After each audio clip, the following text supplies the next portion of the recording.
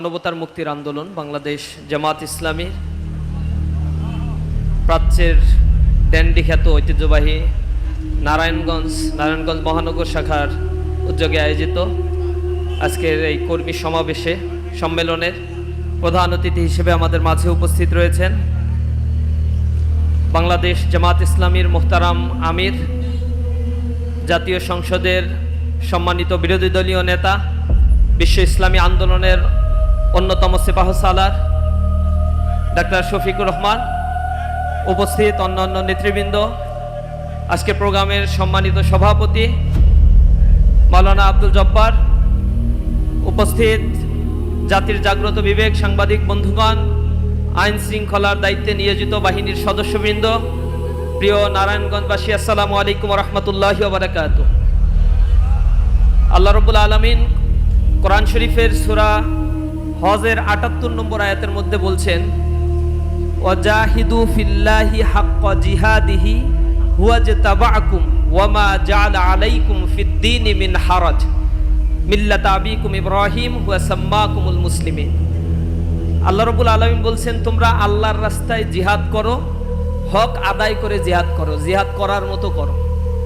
হুয়া জাতাবাকুম, এজন্যই তোমাদেরকে আল্লাহ রাব্বুল আলামিন মনোনীত করেছেন, বাছাই করেছেন।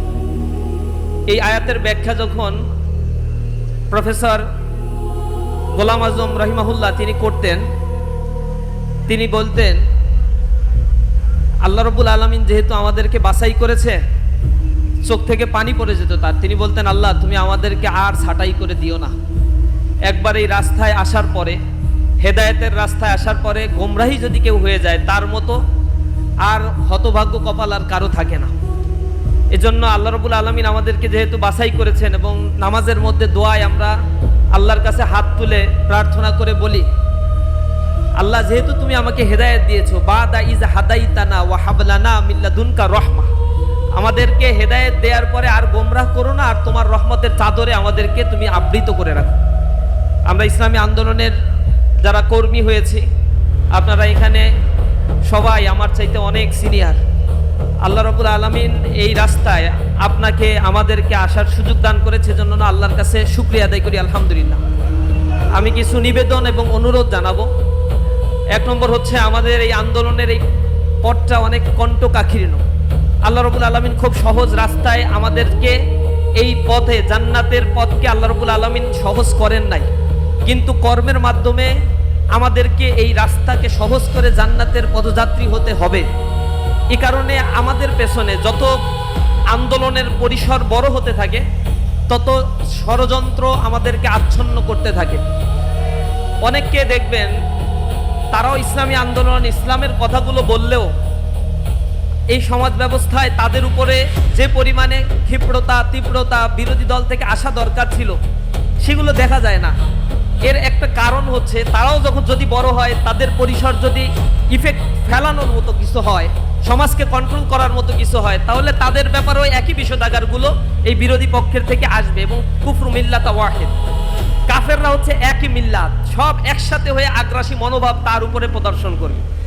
জামাত ইসলামী এখন বাংলাদেশের ইসলামী আন্দোলন তথা ইসলামী তাহজিব তামাদ্দুন, ইমান আকিদা যারা লালন করে এবং মানবতার কথা যারা বলে, অন্যায় দুর্নীতি দুঃশাসন এর বিরুদ্ধে যারা কণ্ঠ উঁচু করে, জুলুম নির্যাতনের রক্ত চক্ষুকে উপেক্ষা করে ইসলামী আন্দোলনের রাস্তায় হাঁটে এবং শাহাদাতের নজরানা পেশ করার জন্য তারা নিজেদেরকে এই পথে সামিল করেছে, এই মানুষদের উপরেই এখন জুলুম নির্যাতন নিষ্পেষণ ব্লেম গালি গালা সব কিছুই তাদের উপরে আসবে।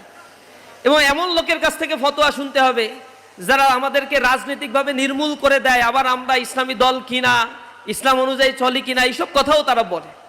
তো এগুলো যারা বলে আমরা তার প্রত্যুত্তর দিই না, পার্সোনালি আমি তো দেই না। ছাত্র শিবিরের দায়িত্বশীলদের আমরা এই দিয়ার ক্ষেত্রে বলেছি, এইসব কাজ পেছনে থেকে যারা আমাদেরকে ঠেলে ধরে, তাদের কাজ হচ্ছে পেছনে থাকা, আমাদের কাজ হচ্ছে সামনে এগিয়ে যাওয়া। পেছনের দিকে তাকালেই আমাদের সমস্যা। আমাদেরকে যারা শেষ করে দিতে চায়, তাদেরকে আমরা বলি, আমারে ঘর ভাঙিয়াছে যেবা আমি বাঁধি তার ঘর, আপন করিতে খুঁজিয়া বেড়াই যে মোরে করেছে পর, যে মোরে করেছে পথের বিভাগী, পথে পথে আমি ফিরি তার লাগি, দীঘল রজনী তার তরে জাগি, ঘুম যে হরেছে মোর, আমারে ঘর ভাঙিয়াছে যে বা আমি বাঁধি তার ঘর। যে আমাকে ধ্বংস করে দিতে চায় আমরা তাদেরকে বুকে আলিঙ্গন করে নেই। যে দ্বারা আমাদেরকে রাজনৈতিক নির্মূল করতে চায় আমরা তাদেরকে ভালোবাসা দিয়ে তাদের রাজনৈতিক ওই বাঁকা পথ থেকে সোজা সিরাতুল মুস্তাকিমের পথে তাদেরকে নিয়ে আসতে চায়। এজন্য গালিগালাজ করে কোনোভাবেই কোনো আদর্শকে ধ্বংস করা সম্ভব নয়। জামাত ইসলামী শ্যাওলা পাতার উপরে ভেসে থাকা কোনো পানি নয়। জামাত ইসলামী কচু পাতার উপরে ভেসে থাকা কোনো পানি নয়। জামাত ইসলামীর শেকড় অনেক গভীরে। যেই যাত্রা শুরু হয়েছে হযরত ইব্রাহিম আলাইহিস সালাতু ওয়াস সালামের মধ্য দিয়ে, এই যাত্রা কিয়ামত পর্যন্ত চলবে ইনশাআল্লাহ। যদি কেউ বলে আমাদের পথের সীমানা কোথায়, আমরা বলি আমাদের পথের সীমানা সেই জান্নাতে যাওয়ার আগ পর্যন্ত এই গতিপথ চলতে থাকবে। উদয় অথবা অস্তের কোনো ক্রান্তি আমাদেরকে বিমর্ষ করে তুলতে পারে না। শাহাদাত আমাদের আরাধ্য, তা বুকে লালন করেই চলার জন্যই আমরা প্রতিজ্ঞাবদ্ধ হয়েছি। সুতরাং আমাদেরকে সেই চরিত্র, মাধুর্য এবং নৈতিকতা নিয়ে মানুষের সমস্যা সমাধানের জন্য সমাজের অংশ হয়ে আমাদেরকে কাজ করতে হবে। জামাত ইসলামের যে স্লোগান, জামাত কর্মী হচ্ছে সমাজকর্মী। সমাজের মানুষের সমস্যা সমাধানের জন্য যদি আমরা মানুষের কাছে ছুটে যাই, কাজ করি, যেভাবে মানুষ আমাদেরকে সমর্থন দিয়েছে, যে পরিমাণে মানুষ আস্থা রাখছে, ইনশাআল্লাহ আগামীর বাংলাদেশে এই সমাজ ব্যবস্থা একটি